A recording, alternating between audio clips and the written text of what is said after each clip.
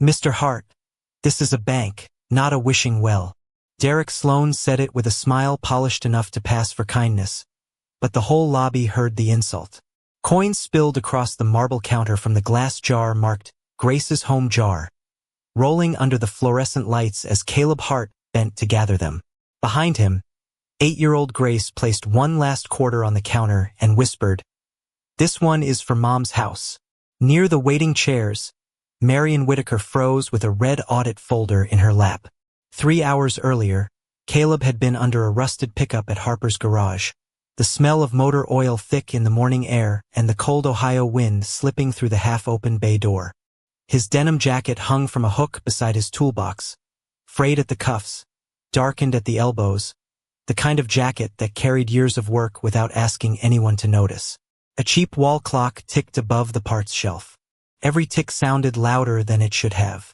On the workbench, beside a cracked coffee mug and a stack of unpaid utility bills, sat the glass jar Grace had decorated with blue marker.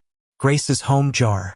The letters leaned a little, because she had written them after dinner one night with her tongue caught between her teeth, trying hard to make the word home look beautiful.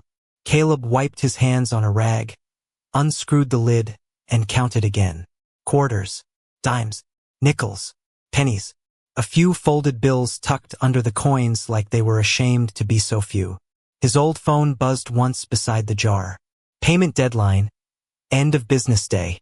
He read the message twice, not because he didn't understand it, but because a man can read hope the same way he reads bad news, slowly, looking for a place where mercy might be hidden. Grace sat on an overturned milk crate by the heater, her purple backpack against her knees, watching him without asking the question children learn not to ask when money is in the room. "Is it enough?" she said at last. Caleb set the last quarter on the bench, stacked it with the others, and gave her the calmest smile he had. "It's what we promised, sweetheart." That was not exactly an answer, and they both knew it. Outside, a delivery truck hissed past on the wet road. Inside, the garage lights buzzed above them, one tube flickering with a faint stutter, as if even the room was nervous. Caleb closed the jar, tightened the lid, and lifted it with both hands. It was heavier than it looked. Heavy with skipped lunches. Heavy with weekend break jobs. Heavy with the porch his wife used to sweep in spring, and the maple tree she had planted before the hospital visits took her strength. He had never told Grace how close they were to losing the house. Children should not have to measure love in late fees. At Whitaker First National Bank, the lobby smelled like floor polish, printer toner, and expensive perfume. The marble was too clean. The glass walls were too bright. Caleb signed in at the kiosk, holding the jar against his ribs, while Grace stayed close to his side. Across the lobby, Marion Whitaker sat quietly in a gray coat, looking like any tired older woman waiting her turn, one hand resting on a red folder, the other near a silver fountain pen engraved with a single W. Caleb did not know her name. He only noticed that she watched people the way mechanics listen to engines, carefully, waiting for the sound that does not belong. When Derek Sloan stepped from his office, his suit was navy, his smile patient, his voice warm enough to fool anyone not already cold. "Mr. Hart," he said, glancing at the jar. "You brought payment?" Caleb nodded. "Every cent I could gather before close of business." Derek's eyes moved to Grace, then back to Caleb. "We'll see what can be processed." That was the first wrong sound. Not accepted. Not received. Processed. Caleb placed the jar on the counter, and Grace reached into her coat pocket for the quarter she had kept separate all morning. Marion, still seated behind them, opened her red folder just as Derek refused to stamp the payment slip. At the top of Caleb's phone, the bank's message still glowed. Deadline, end of business day. But on Derek Sloan's desk, half hidden beneath a brochure titled Community Banking with Hart, a surrender form had already been printed with Caleb Hart's name on it. The surrender form sat on Derek Sloan's desk like a verdict written. Before the trial, Caleb saw only the corner of it at first. His name printed in clean black letters beneath the glossy brochure that promised community banking with Hart. The words did not match the room. Not the cold marble. Not the clicking cameras above the teller line. Not the sound of Grace's last quarter settling beside the pile of coins while a man in a navy suit decided whether a father's effort deserved to count. Derek placed 2 fingers on the brochure and slid it fully over the form, smooth as a magician covering a card. "We'll handle this professionally," he said. "I am being professional," Caleb answered. "I just need the payment received. Processing is not the same as receiving." The words landed softly, but they landed hard. Behind Caleb, a woman with pearl earrings sighed into her phone, and the man in the gray vest checked his watch with theatrical patience. The fluorescent lights hummed above them, thin and unforgiving, turning every grease mark on Caleb's hands into something that looked like evidence against him. Grace edged closer to his leg, her backpack strap twisted in one small fist. Caleb felt it, that tiny pull at the side of his jeans, and without looking down, he moved half a step so his body stood between her and the counter. Derek noticed. His smile tightened, but only for a breath. "Mr. Hart," he said, opening a drawer and taking out a paper with practiced care. "When a homeowner reaches this stage, our goal is to reduce emotional harm. Sometimes the compassionate thing is to discuss transition options." He placed the paper on the counter. "Voluntary Property Surrender Review." Grace sounded out only the first word before Caleb's hand covered the page. "My daughter doesn't need to read that. It's only paperwork. It's her home." A small silence opened between them. Not enough to stop the lobby. Just enough for the teller beside Derek to lower her eyes. Marion Whitaker, still seated near the waiting chairs, had not moved from her gray coat or her folded posture, but her hand stopped on the silver pen engraved with W. She did not look convinced. Not yet. Too many people mistook poverty for innocence, and Marion had spent many years learning that truth needed more than a trembling voice. But something about the way Caleb covered the form, not to hide failure, but to protect a child from carrying adult terror, made her look again. Derek leaned slightly closer, lowering his voice in a way that made it more humiliating, because now everyone could pretend not to hear. "Caleb, I understand this is difficult, but coin payments of this size require time, verification, and manager approval. You arrived late in the processing window." Caleb drew his phone from his jacket pocket and turned the screen toward him, not toward the crowd. The bank message still glowed there. Payment deadline, end of business day. The battery was at 12%. The glass was cracked across one corner. "The message says close of business," Caleb said. "And I'm here before close." Derek tilted his head, as if speaking to a customer who had confused weather with climate. "Deadlines are not always the same as processing windows." "Then I'd like that in writing." "That won't change the outcome." There it was. The wrong word again. Outcome. Caleb had not raised his voice. He had not accused anyone. He had not even asked for mercy. But Derek spoke like the ending was already filed, stamped, and waiting behind the glass wall of his office. The teller began feeding the coins into a counting tray, her acrylic nails clicking against the metal lip. Pennies whispered. Dimes chimed. Quarters dropped with a deeper sound, like small doors closing. Every few seconds, someone behind Caleb shifted, breathed too loudly, or muttered something about people not planning ahead. Grace stared at the floor, where one penny had rolled near Derek's polished shoe. Caleb bent, picked it up, wiped it with his thumb, and placed it back into the tray. He could feel heat rising at the back of his neck. Not anger. Shame trying to become anger, and him refusing to give it a place to stand. "Daddy," Grace whispered, "did we do something wrong?" Caleb's face changed then. Not much, but enough for Marion to see it from across the lobby. The kind of pain a man swallows because his child is watching. He crouched beside Grace, bringing his oil-stained hands down to her level, careful not to touch her cheek with the dirt from work. "No, sweetheart," he said. "Paying what you owe is never wrong." Derek cleared his throat softly. "Mr. Hart, if you could avoid blocking the counter." Caleb stood. Slowly. The man in the gray vest gave a little laugh through his nose. "Unbelievable," he murmured. Derek heard it and did not correct him. That was another small thing Marion noticed. A banker could not control every customer's cruelty, but he could choose not to let it become part of the service. Derek instead turned the surrender form slightly, angling it back toward Caleb. This option allows families to preserve dignity. Caleb looked at the printed name, the blank signature line, the neat boxes waiting to be checked. Dignity doesn't come from signing something I don't understand. Derek's eyes flicked, barely, toward the camera in the ceiling. No one is pressuring you. Then print the itemized fees. The teller froze with a scoop of nickels in her hand. Derek's smile held, but his jaw moved once, like a gear catching wrong. Itemized fees won't be necessary in this case. Marion's thumb moved across the edge of her red folder. The pen with the W rolled a quarter-inch against the paper and stopped. She looked from Caleb's cracked phone to the surrender form, then to the wall clock above the teller line. There were still more than 2 hours before closing. Derek tapped the counter twice, gentle, controlled, almost kind. Your property is already in review, Caleb. And for the first time, Caleb looked past the man's smile and saw the thing that did not belong. The review form had not just been prepared early, it had already been dated that morning. The date on the surrender form looked too clean to be an accident.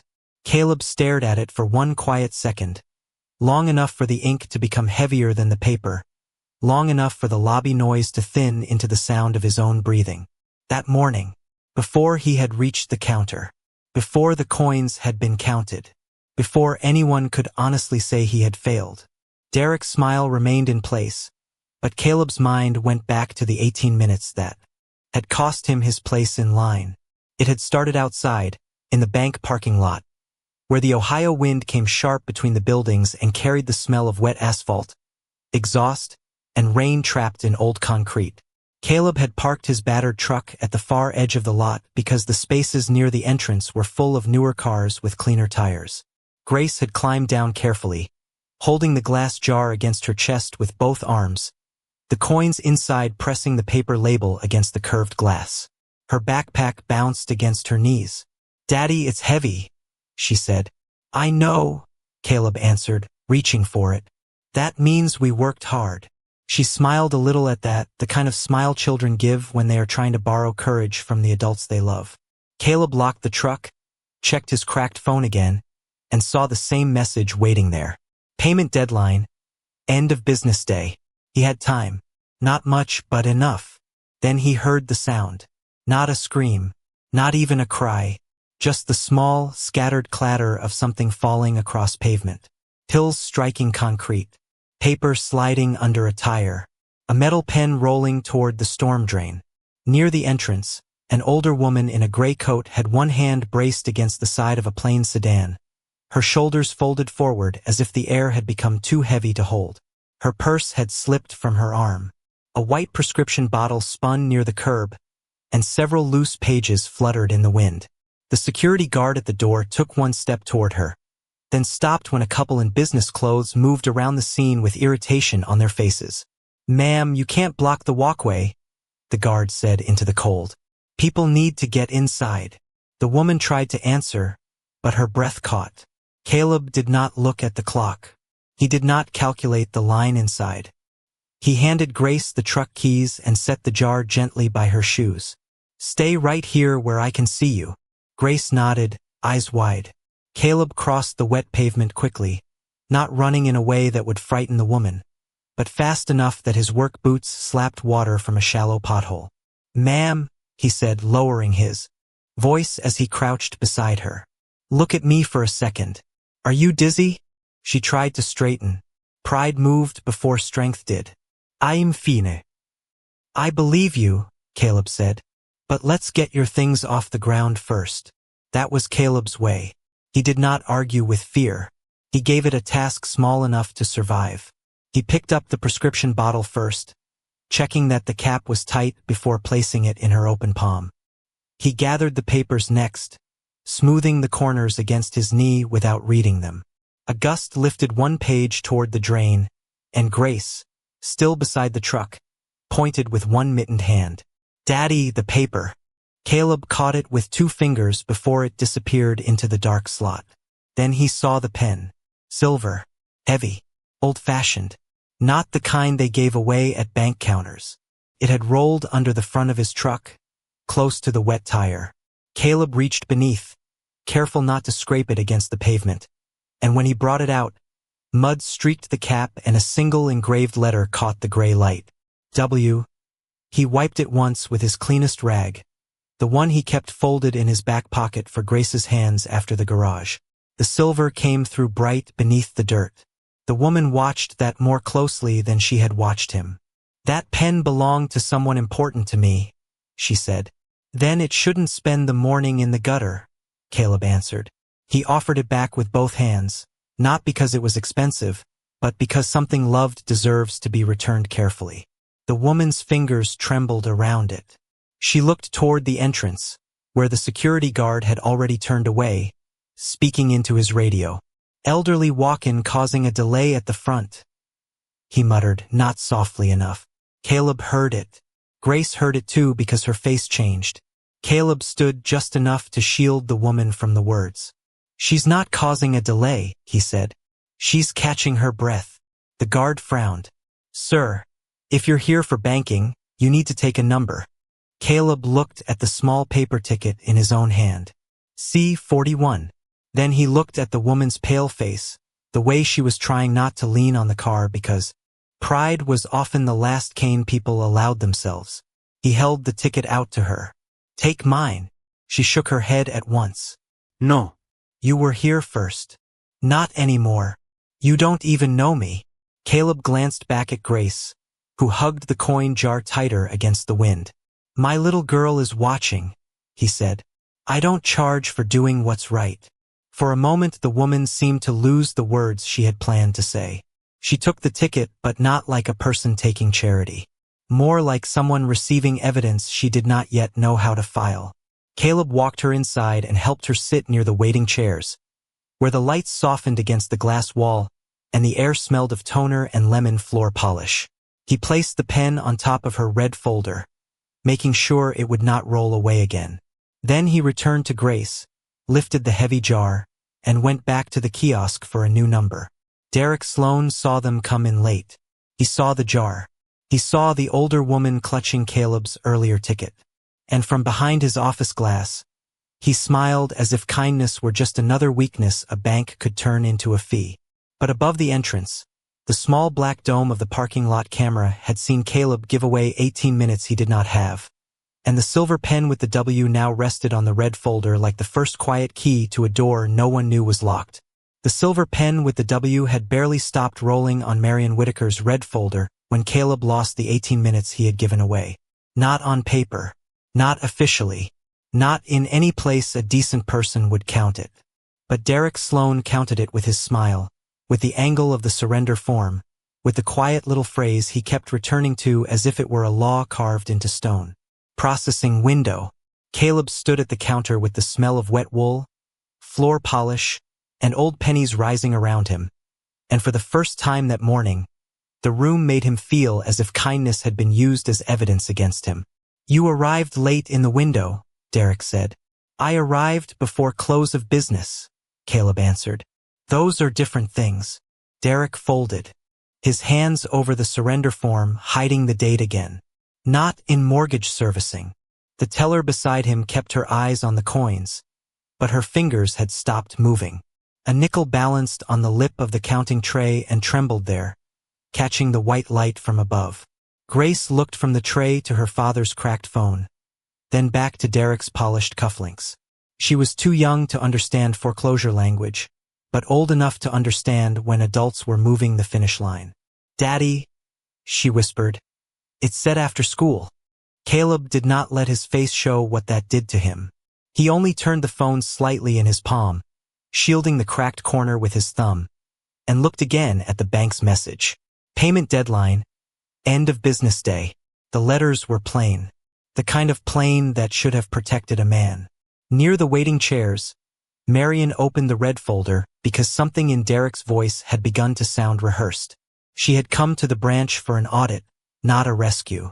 She had spent enough years in banking to know that sympathy could make liars look like victims and victims look like saints.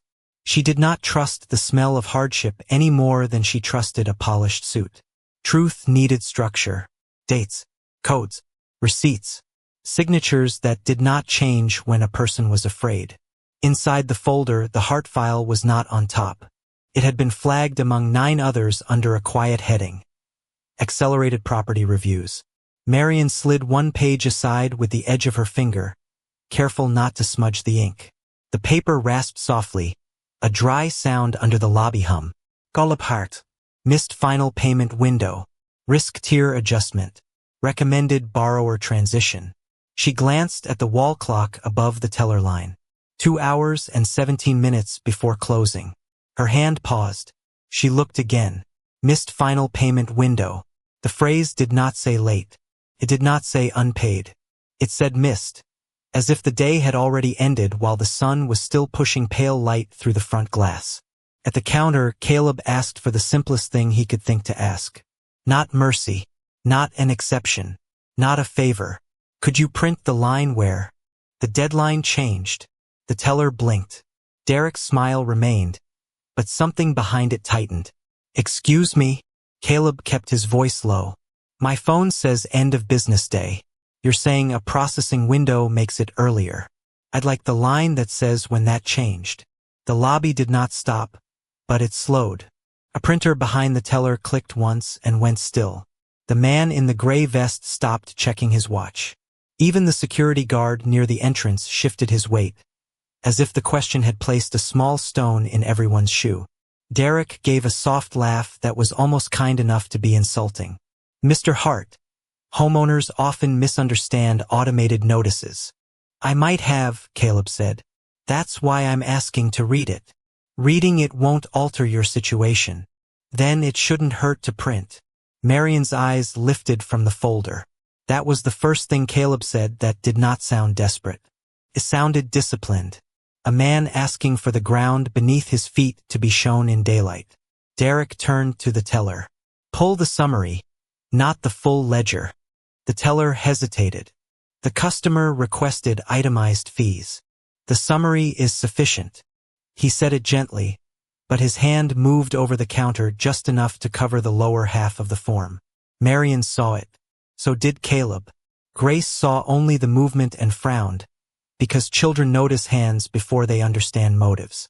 That paper was already there, she said quietly. Caleb looked down at her. What paper, sweetheart? She pointed, not dramatically, just with one small finger half hidden by her sleeve. The one with your name. Before he said you were late. Derek's eyes flicked to her, then away. Children can be confused by adult documents. Caleb's jaw moved once. He did not answer that. He simply slid his phone onto the counter, screen up, placing it beneath the bank light so the message could be seen clearly. Payment deadline. End of business day. He placed his other hand on the coin jar, steadying it. My daughter isn't confused, he said. She can read today. Marian lowered her gaze back to the audit packet, but now she turned pages faster. Fee history, property review timeline, borrower contact notes. Then, tucked behind a divider tab that did not belong in a foreclosure audit, she found a thinner page copied from an old service archive. Route 9 emergency transport delay. Winter storm response. Ambulance engine failure. Temporary roadside repair completed. No invoice submitted. Mécanique signature, Calebart. The handwriting was simple, heavy, slightly angled to the left at the end of the H. Marian's breath caught before she could stop it. Not enough for anyone else to hear. Enough for her to feel it. 5 years had passed since that storm, since a hospital corridor, since a doctor had said her husband made it because the ambulance kept moving. She had never found the mechanic who refused payment. She had never known his name had been sitting in her own bank's forgotten records. Across the lobby, Caleb signed a request slip the teller reluctantly pushed forward for a fee summary. His pen was cheap blue plastic, almost out of ink. The signature dragged once, then finished with the same left-leaning hook. Marian looked from the old service log to the fresh signature at the counter. Same hand, same restraint, same man maybe, but maybe was not enough. Derek leaned toward the teller and murmured, "Do not generate the full ledger unless compliance asks." Marion heard only fragments, but the word compliance landed sharply because no customer had mentioned compliance. Derek straightened too quickly and offered Caleb another professional smile. "Standard noon cutoff policies are complicated." Caleb looked up. Noon. The word hung there. He had not said noon. The phone had not said noon. The printed notice in Marion's folder did not originally say noon either. A fresh line had been inserted above the old deadline in a different toner shade, so faint most people would never see it under lobby lights. Marion touched the edge of that altered line with her thumb, and the first cold shape of the truth appeared. Caleb Hart might not have missed the deadline at all. Someone had moved the clock. Someone had moved the clock, and Caleb Hart knew enough about machines to understand that clocks did not move themselves. He did not say that out loud. He only looked from his cracked phone to the wall above the teller line, then to the thin printed notice Derek had allowed on the counter, where the new noon processing line sat too cleanly above the older words like a fresh patch welded over rust. The lobby had not gone silent yet, but it had become careful. The kind of careful that comes when ordinary people feel a lie nearby but cannot yet point to where it lives. Derek Sloan kept both palms on the counter, fingers spread, wedding band bright, cufflinks still. "Mr. Hart," he said, "I think we're letting a routine servicing matter become emotional." Caleb looked down at Grace, who was watching the coins with the stiff concentration of a child trying not to cry in public.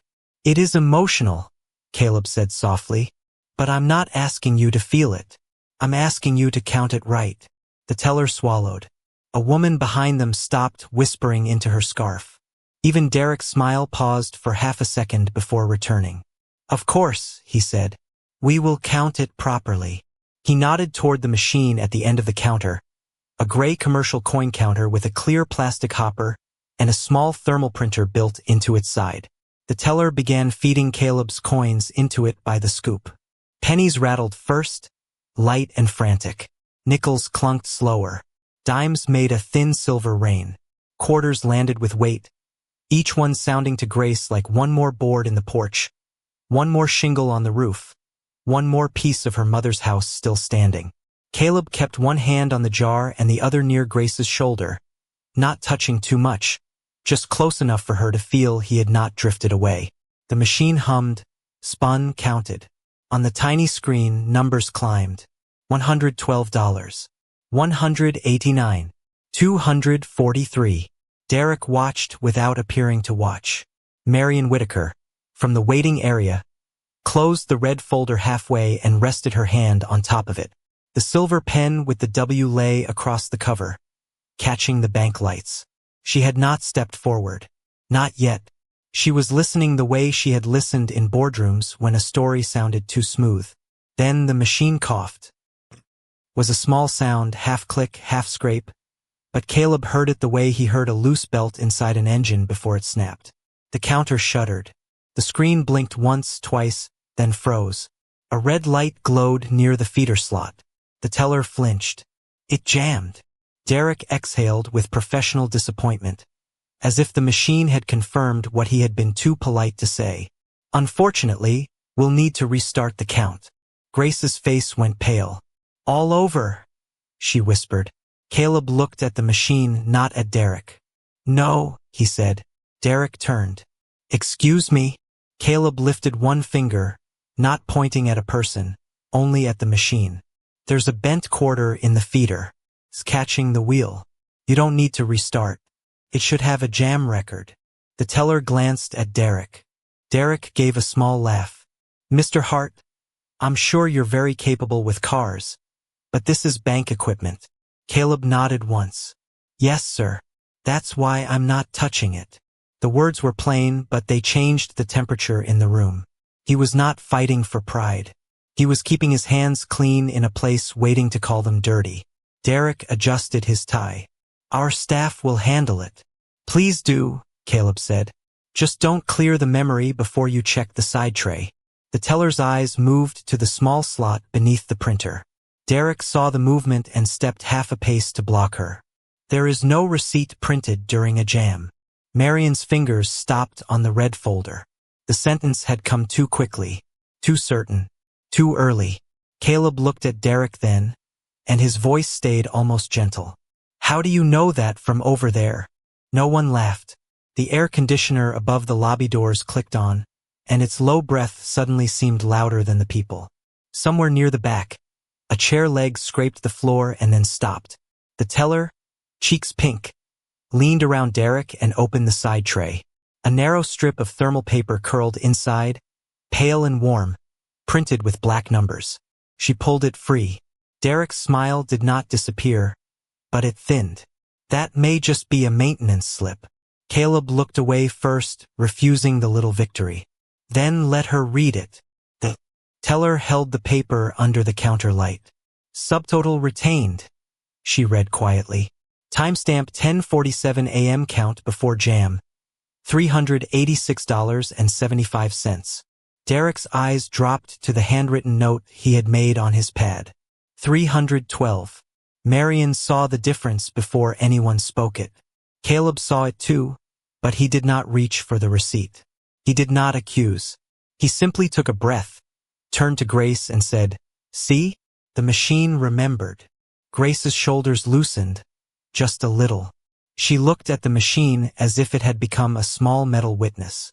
Derek extended his hand toward the receipt. "I'll include that in the internal processing file." Marion stood just enough for the metal frame of her chair to whisper against the tile. "No," she said. Not loudly. Not with authority that announced itself. Just a clear word placed exactly where it belonged.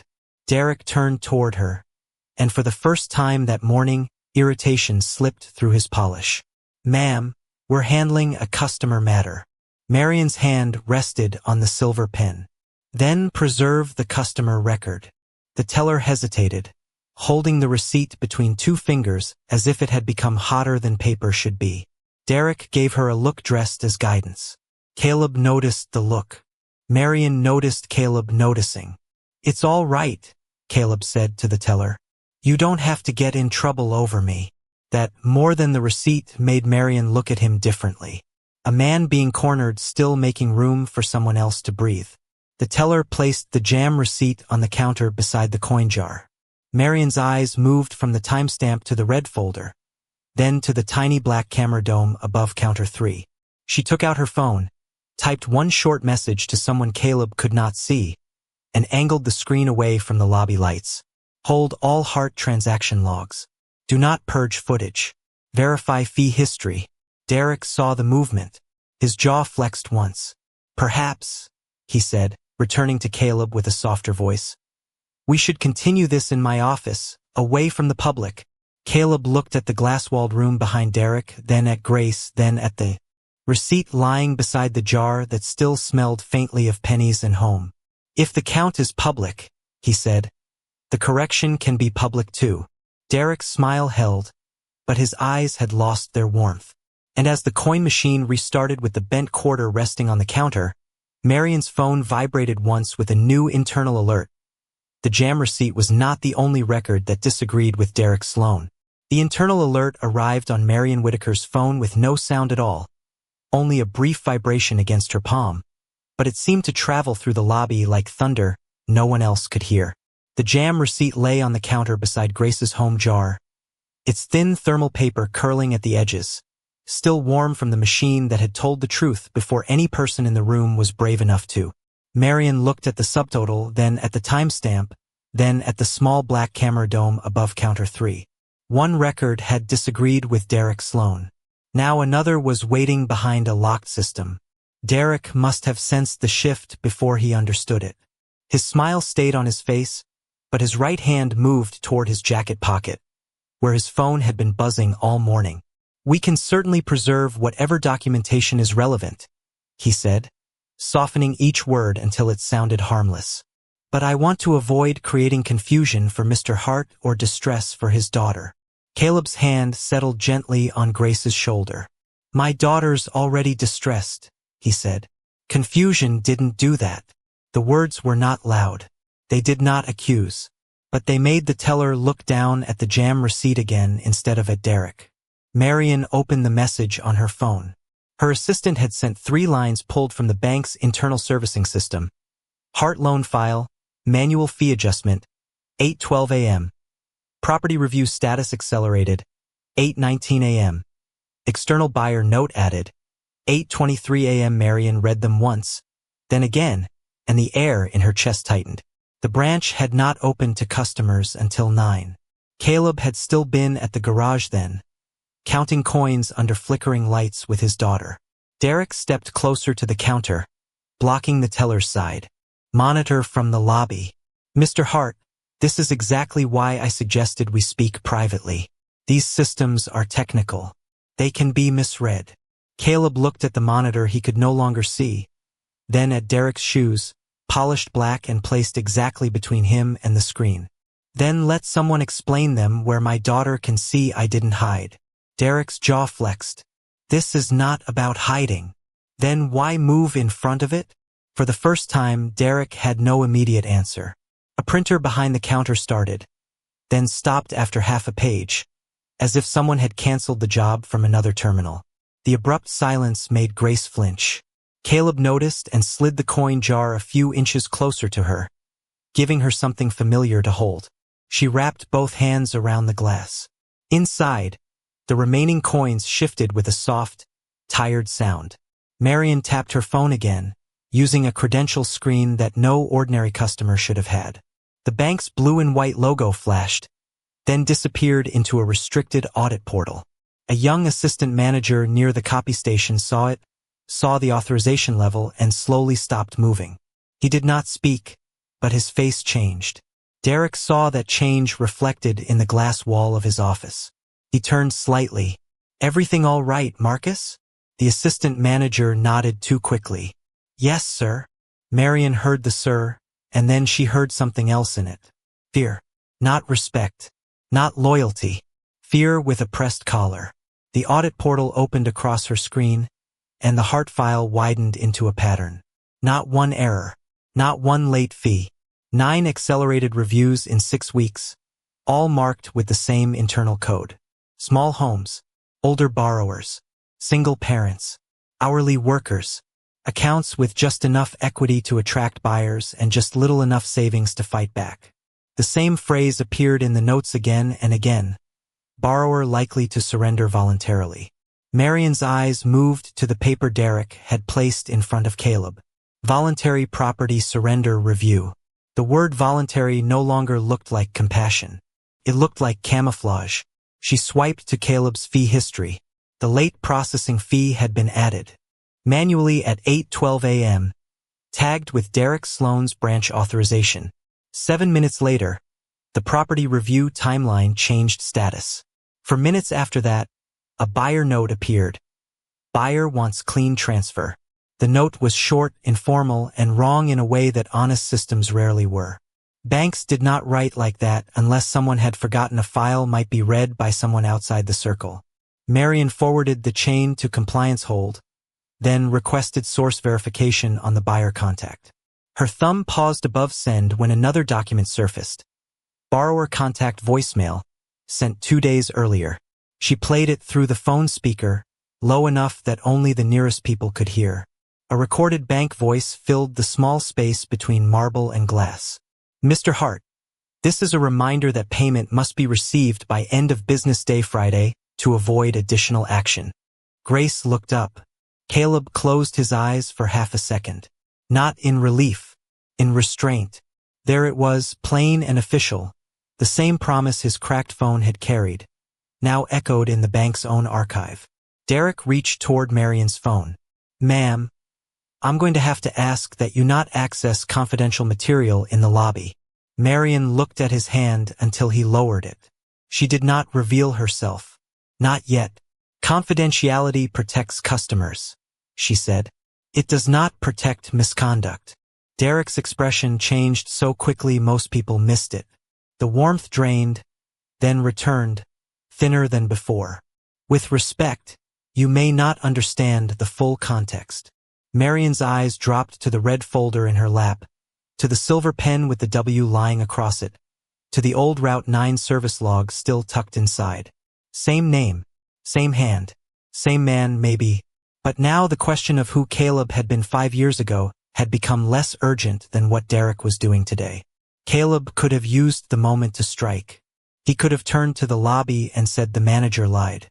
He could have pointed at the receipt, the phone, the nervous teller, the half-hidden form, and demanded someone finally say he was right. Instead, he looked at the teller, who had gone pale under the bank lights, and said, "I'm not trying to get anyone in trouble for doing what they were told." The teller's eyes shone. Derek gave a small, humorless breath. "That is generous, Caleb, but unnecessary." Caleb turned back to him. "It's not generosity, it's accuracy." Marion felt those words land deeper than anger would have. Accuracy. That was what he kept asking for. Not pity, not revenge. Just the count, the deadline, the fee, the truth. Derek's phone buzzed again. This time he pulled it out too quickly, saw the message, and turned the screen against his chest. But Marion caught the reflection in the glass office wall. "Heart will fold by noon." Same phrase her assistant had flagged in the internal note. Outside, a cloud moved across the sun, and the bright lobby dimmed for a few seconds, making the red folder look almost black in Marion's lap. The coin machine sat quiet. The printer waited. The camera dome above counter 3 stared down at them all. Marion stood slowly, not as a tired woman from the parking lot now, but as someone who had reached the end of private doubt. She held the jam receipt in one hand, her phone in the other, and looked directly at Derek Sloan. The truth was no longer light enough to carry into his office and close the door. Marion Whitaker did not move toward Derek's office. She moved toward the center of the lobby, where the coins had first fallen and where the insults still seemed to hang in the polished air. The bank was too bright around her, all glass walls and white marble, the kind of place built to make ordinary people lower their voices. But now every voice lowered on its own. The teller's hand hovered above the jam receipt.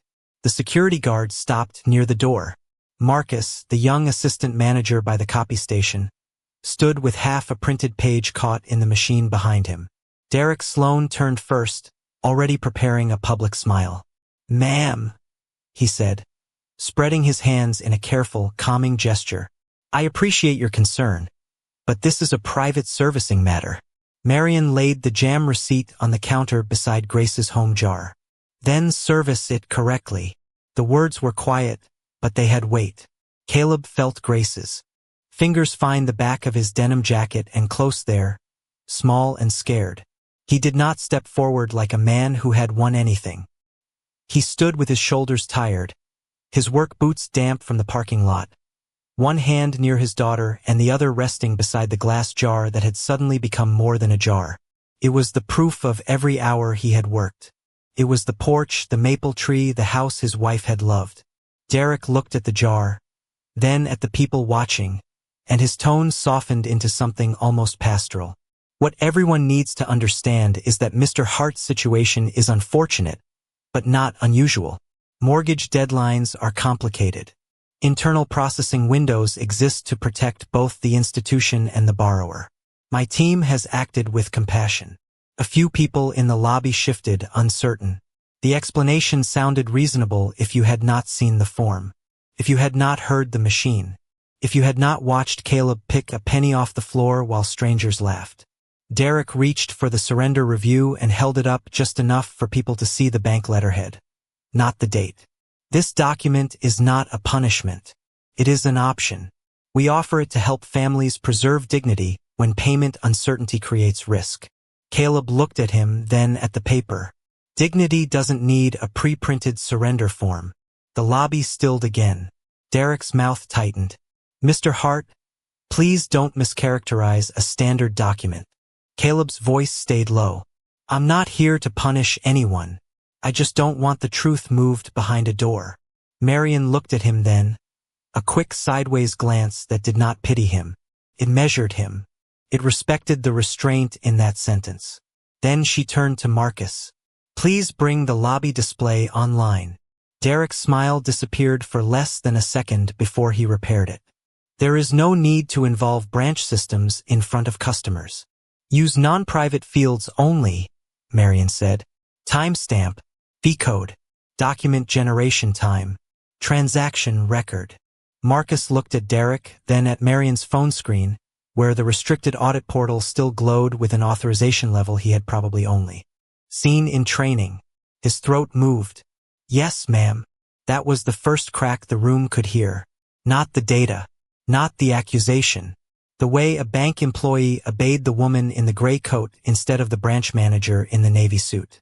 The wall display behind the teller counters flickered from a promotional slide about community trust to a blank blue screen. Derek stepped half a pace toward Marion. Mrs. Whitaker, with all respect, a public review could create liability. A murmur passed through the lobby at the name. Whitaker. It moved from person to person like a match touching dry paper. Grace looked up at her father, confused, but Caleb only shook his head gently, telling her without words not to be afraid of names bigger than their own. Marion did not correct Derek. She did not announce herself. She let the name sit there, unfinished, while the first record appeared on the screen. Hart payment reminder. Delivery date. End of business day Friday. The voicemail icon sat beside it like a small locked room. Marion nodded once to Marcus. Play the reminder. Derek spoke quickly. Automated messages are general notices. They do not override servicing policy. The recording played anyway, low but clear through the lobby speakers. Mr. Hart, this is a reminder that payment must be received by end of business day Friday to avoid additional action. The man in the gray vest stopped, pretending not to listen. The woman with pearl earrings lowered her phone. Grace's hand loosened on Caleb's jacket. Just a little. Derek recovered fast. Again, that refers to receipt, not processing. Mr. Hart arrived after the internal coin verification threshold. It almost worked. The phrase sounded official enough to give the room somewhere to hide its discomfort. Then Marion lifted the jam receipt. This machine retained count at 10:47 a.m. Marcus put the receipt image on the screen. Subtotal retained. Timestamp 10:47 a.m. The black numbers were plain, ugly, undeniable.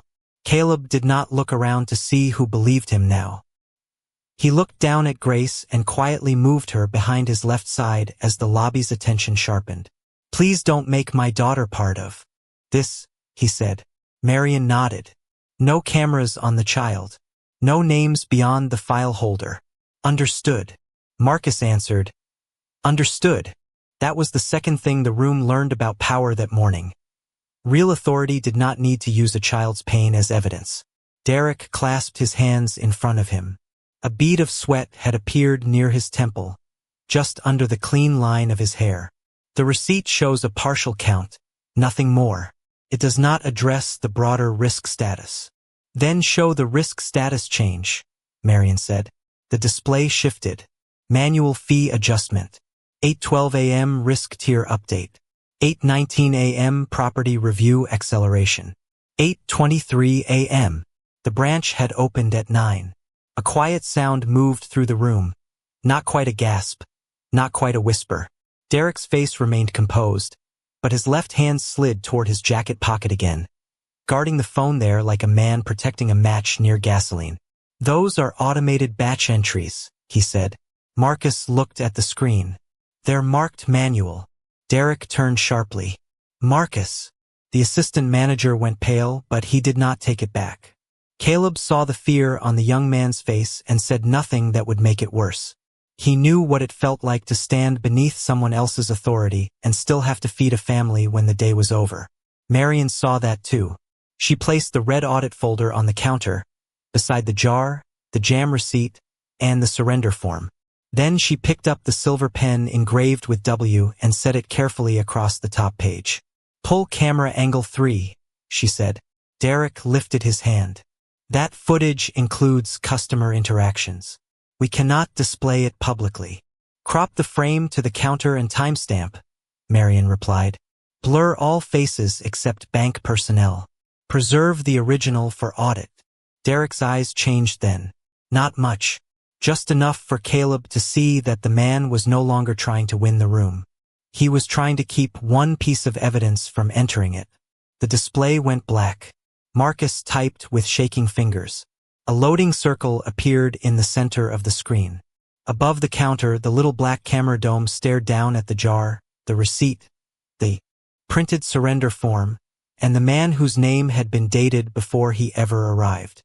Then the frozen first frame of the footage appeared, and Derek Sloan stopped smiling. The frozen frame on the lobby screen showed counter 3 at 10:47 a.m., the coin machine's red jam light glowing like a warning no one had wanted to read. Then the footage began to move. No one spoke. On the screen, Caleb stood with one hand on Grace's home jar and the other near his daughter's shoulder, while the teller looked down at the jammed feeder. Derek Sloan stepped in from the right side of the frame, clean suit, calm face, and lifted 2 fingers in a small downward motion toward the machine. Restart it. The gesture lasted less than a second, but the camera caught it with cruel patience. In the lobby, the air seemed to leave the room. The woman with pearl earrings lowered her phone completely. The man in the gray vest stared at the screen without blinking. Behind the counter, the teller covered her mouth with one hand, not to hide guilt, but to hold back the shock of realizing she had nearly been used as part of someone else's lie. Derek's voice came dry. That gesture is being misinterpreted. Marion Whitaker did not look at him. Let it continue. The footage rolled forward. The teller reached toward the side tray, but Derek's body shifted, briefly blocking her access. Then the image paused automatically as Marcus enlarged the timestamp. 10:47 a.m. Marion lifted the jam receipt from the counter, the thin paper trembling slightly in the bank's recycled air. Subtotal retained. 10:47. $386.75. Marcus switched the display. The transaction log appeared next, plain black text on a white background. Manual fee adjustment. 8:12 a.m. risk tier update. 8:19 a.m. property review acceleration. 8:23 a.m. The branch opened at 9 o'clock. Caleb did not move. Grace's fingers curled around the back of his jacket, and he placed his hand over hers without looking away from the screen. Derek swallowed. It was small, but everyone saw it because the room had become the kind of quiet where even a swallow sounded like testimony. Batch entries can appear manual depending on system migration, he said. Marion turned one page in the red audit folder. The sound of paper against paper seemed too loud. Then explain the authorization signature. Marcus enlarged the lower corner of the log. Derek Sloan. Branch manager approval. Same fee code. Same time. Same file. Derek's hand drifted to his pocket, then stopped halfway, as if even reaching for his phone had become dangerous. I would need to review the full context. You will, Marion said, with compliance. Then her phone vibrated once more. She glanced at it, and her expression changed, not with surprise, but with confirmation. Buyer contact verified, she said. Marcus put the note onto the screen with private numbers masked. Buyer wants clean transfer. Linked brokerage entity. Sloan Development Holdings. Relative association flagged. The name did not shout. It did not need to. It sat there under the fluorescent lights while every polished surface in the bank reflected Derek Sloan standing very still. A customer near the coffee station whispered, "Oh my God."